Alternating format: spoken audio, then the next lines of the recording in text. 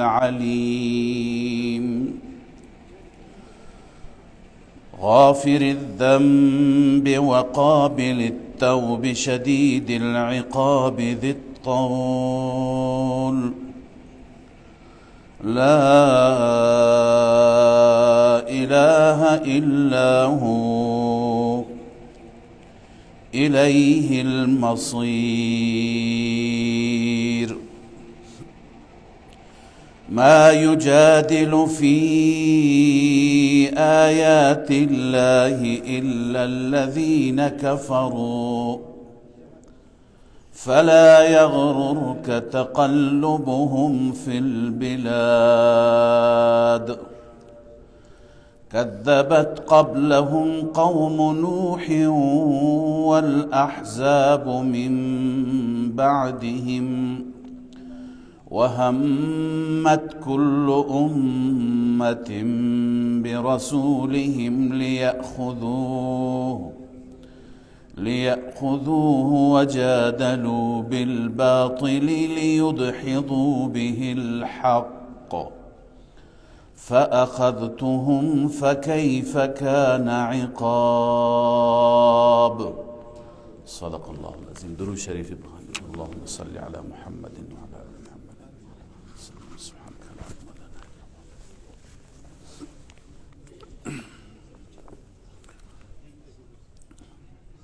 إن شاء الله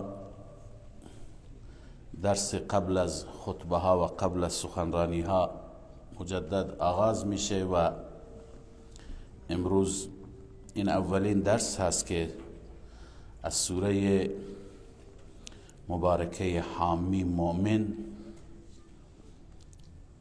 شروع کردیم، آغاز کردیم ترجمه و تشریح مختصر آیات الهی را.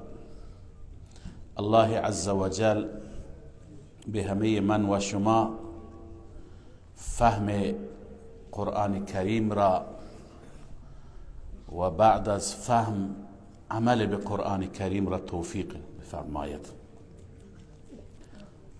سوره حامیم مومن هست عزیزان. همونطوری که عرض کردم در قرآن کریم سوره های مختلفی ما داریم.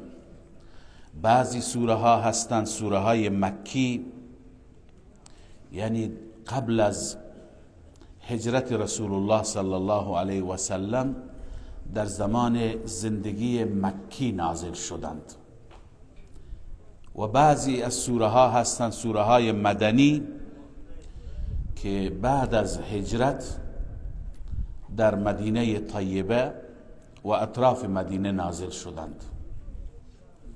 این سوره از سوره های مکی هست.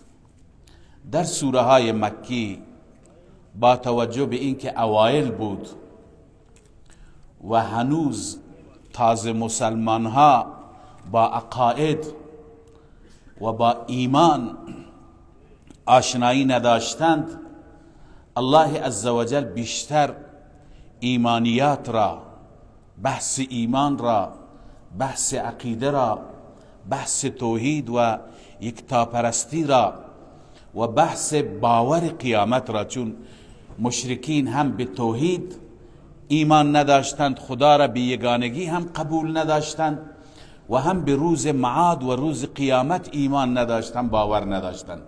بیشتر در این سوره ها این دو بحث میاد، بحث به اصطلاح مفسرین مبدأ و معاد، توحید و قیامت.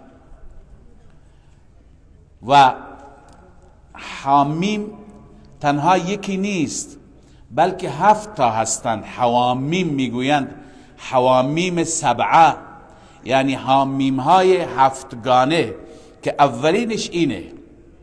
بعد از این 6 تا دیگه حامیم هستند که اینها به ردیف هستند، که اهل تفسیر میگویند.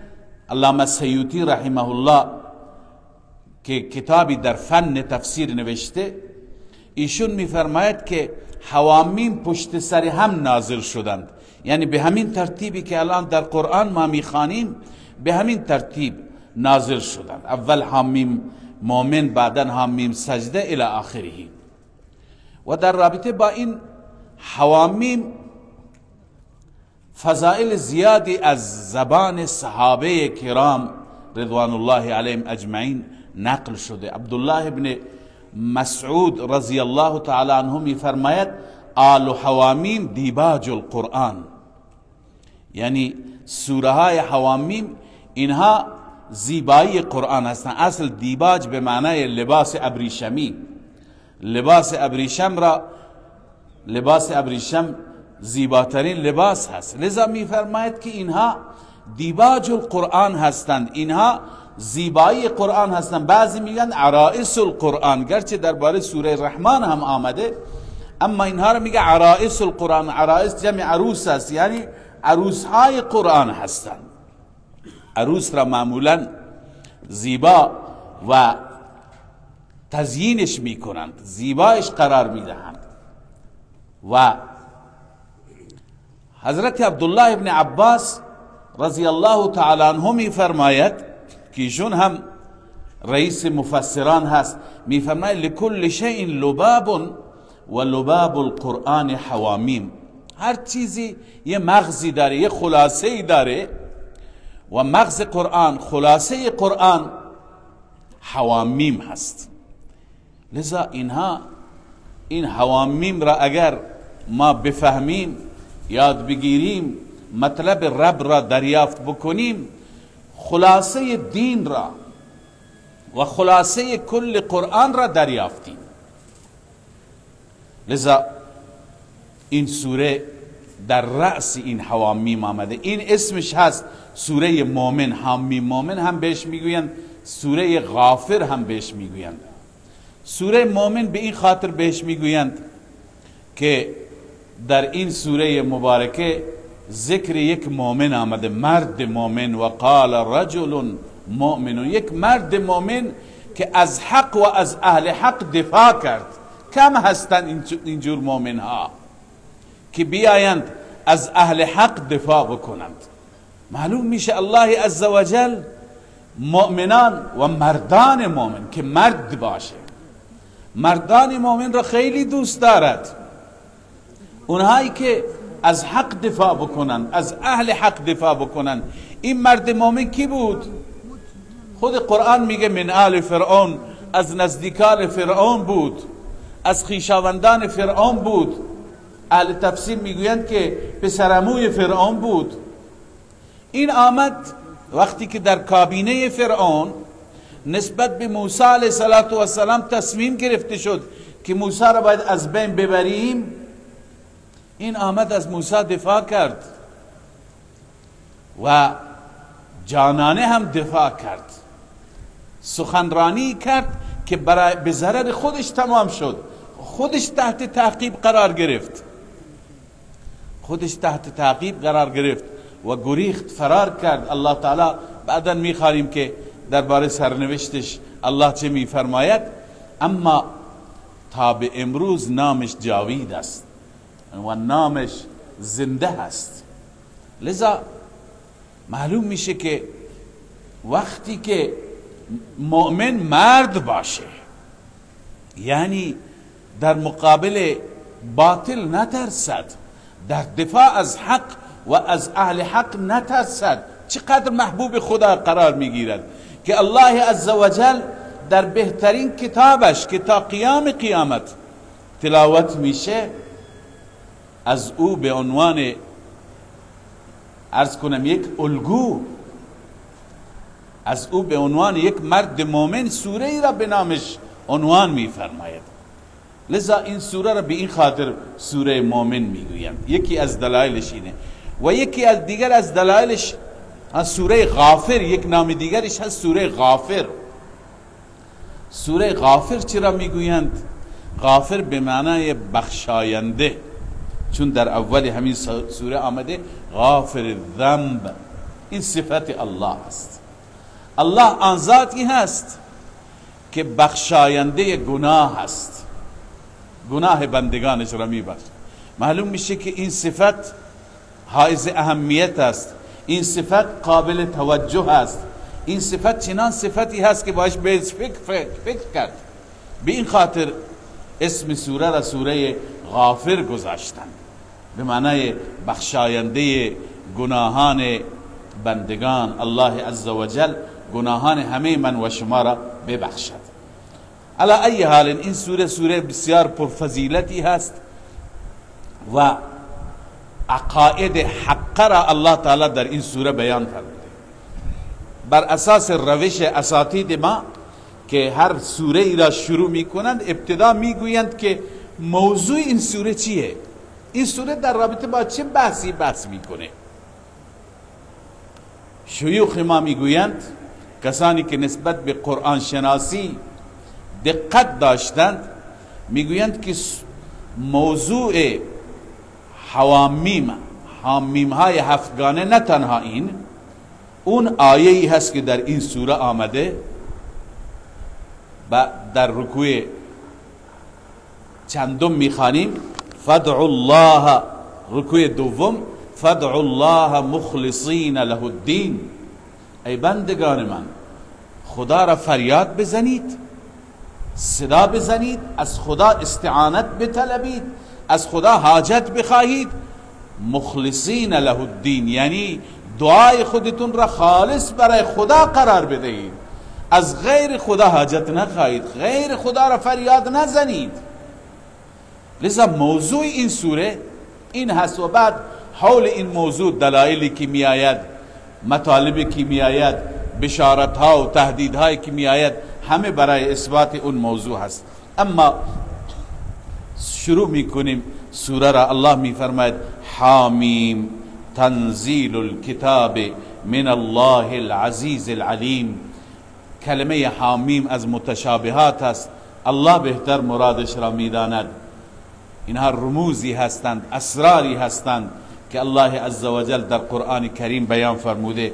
بعد از اون می فرماید تنزیل الکتاب، این کتاب تدریجا نازل شده. تنزیل به معنی کم کم نازل شدن، آیه آیه، سوره سوره، بحث بحث نازل شده. مثل تورات یک روزه در صحف به موسی داده شد، مثل تورات نیست، در ظرف 23 سال نازل شده، کم کم نازل شده. اما از جانب چه ذاتی؟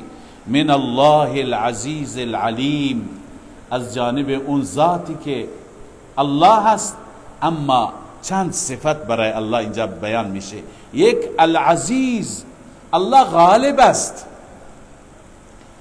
غالب است معنی قدرت داره، هر کاری بخواد میکنه. خدا میتونه همه بندگان خودش را، همه انسانها را بالاجبار مؤمن بکنه، همه را مجبور بکنه ایمان بیاورند. الله قدرت داره. اما العلیم، علم داره، بر اساس علم دستور میده. در آیه دیگه است العزیز الحکیم، بر اساس حکمت، بر اساس دانایی. خدا از اون قدرت خودش بالخصوص در باب ایمان آوردن استفاده نمیکنه. یعنی بندگان را اجبار نکرده که مؤمن بشند. لا اکراه فی الدین ما در قرآن میخوانیم. برای ورود به دین، برای دخول به دین، برای مؤمن شدن هیچ اکراه و اجباری نیست. فمن شاء فلیؤمن و من شاء فلیکفر. الله میفرماید هر کسی میخواد ایمان بیاره، هر کسی میخواهد کفر کند. یعنی چون خدای تعالی ایمانی را از ما طلب دارد، از ما میخواهد، مطلوب ایمانی است که با اختیار خودمون باشه. این که خداوند اختیار را از ما سلب بکند، اختیار را از ما بگیرد و مجبورمون بکند که باید در مسیر ایمان، در مسیر حق باشیم، این برای خدا به درد نمیخوره. خدا میخواد انسانها با اختیار خودشون، با شوق، با رغبت، با علاقمندی ایمان بیاورند و عمل بکنند. به همین خاطر حکیم است، علیم هست، حکیم هم هست.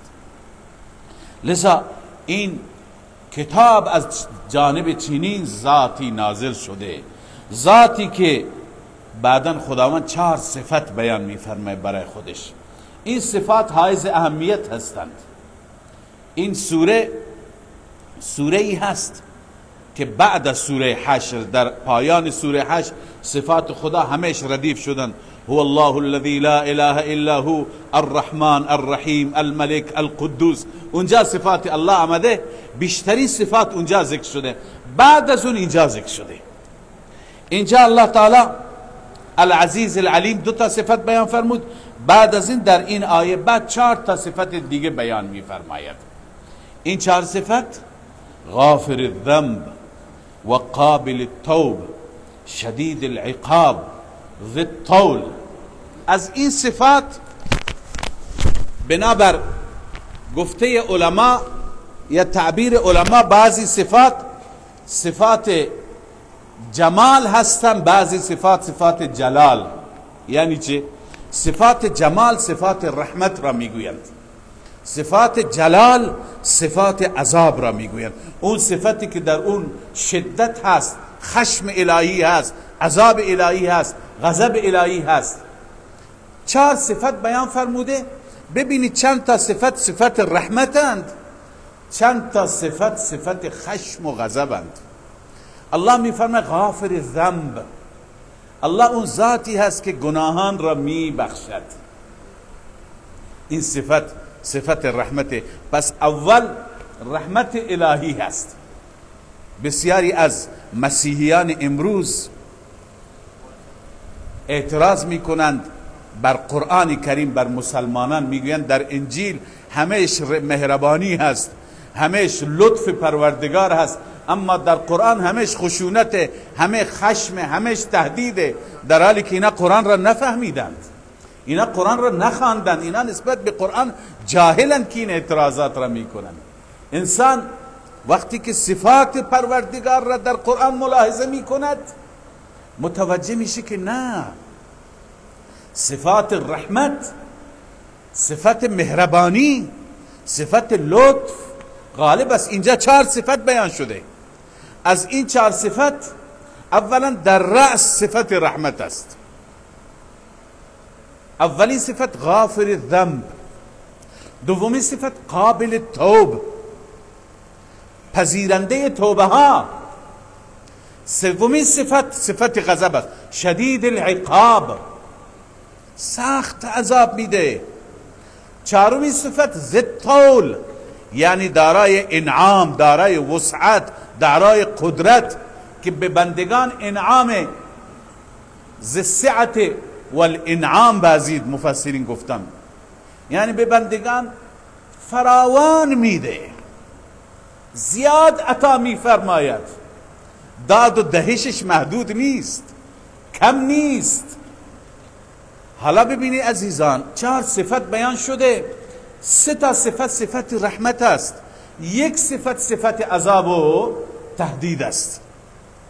علما میگویند نسبت صفات پروردگار همینه. یعنی وقتی که ما صفات الله عزوجل را بررسی میکنیم میبینیم 3/4 صفات همش بشارته، همش خوشخبریه، همش مهربانیه، همش عطوفته، همش رحمته. 1/4 صفات فقط در اون خشم و غضبه.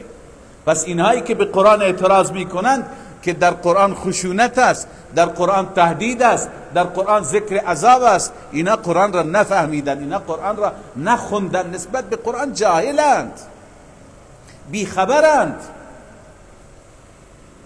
و در حدیث هم اون چی که از این آیه برداشت میکنیم همین مطلب آمده، ان رحمتی وسعت غضبی، رحمت من بر غضب من، بر خشم من غالب است، بر اون چیره هست. خشم خدای عزوجل در مقابل رحمت الله چیزی نیست، به شرط اینکه انسان مؤمن باشه، انسان یکتا پرست باشه، انسان عقیدش پاک و صاف باشه، انسان درستی باشد، درست بیندیشد، بر اساس دستور خدا فکر بکنه. و اینجا الله عزوجل فرمود غافر الذنب و قابل التوب، 2 صفت جداگانه. بعضی ها فکر میکنند که کسانی را خدا میبخشد که توبه بکنند، ولی علما اهل تفسیر اینجا یه نکته بیان فرمودند که بین بقیه صفات واو نیامد، فقط بین این دو صفت واو آمد. میخواد نشون بده که نه، اون صفت اول غیر از این صفت اول. لازم نیست توبه بکنی و ببخشه، نه. غافر الذنب معنیش اینه که چه بسا بندگان هستن که توبه نمی کنن، بدون توبه اونها را خدا می بخشد. و قابل التوب معنیش اینه که چه بسا بندگان هستن که توبه می کنن، توبه اونها را هم الله می پذیرد. قربان رب برم، چه رب مهربانی، چه رب رحمان و رحیمی که بسا اوقات انسان توفیق توبه میشه او را که قطعا توبه اش را میپذیرد. اون در جای جای قرآن کریم بیان میفرماید که وقت اجازه نمیده آیات را بخوانم، اما چه بسا بندگان هستند که بدون اینکه اینها توبه بکنند الله عزوجل گناهانشون را مورد آمرزش قرار میده. الله چون بسیار رحمان است، بسیار رحیم است، یه حرکت مثبت بسیار معمولی و مختصری از بنده گاهی سر میزند، به خاطر همین حرکتش خدا او را میبخشد. ما در احادیث تمثیلی زیاد میخوانیم که یه بنده ای را خدا تعالی فقط و فقط به خاطر این بخشید، هیچ عملی نداشت، یه نسبت به سگی ترحم کرد و یک سگی را آب داد، از چاه آب کشید، از هلاکت نجاتش داد، خدا بخشید. و یه بنده ای از یک جای راه میره، یه درختی را میبینه که شاخ درخت مزاحم مردمه، ترحمش میاد بر بندگان خدا، بر خلق خدا، این شاخ را قطع میکند، خدای عزوجل به خاطر این شاخ او را میبخشد. چه عمل کوچکی! رحمت خدا بها نمیجوید، بها نمیجوید. لذا بعضی از صفات اینجا بیان شدن. وقت تمام شد، انشاءالله اگر حیاتی باشد و فرصتی باشد در درس آینده بقیه صفات و ادامه همین صفات را انشاءالله توضیح میدیم. الله عزوجل همونطور که ابتدا دعا کردم پایان هم این دعا را بکنیم، به همه ما فهم قرآن و سپس توفیق عمل به قرآن عنایت بفرماید. و السلام علیکم و رحمت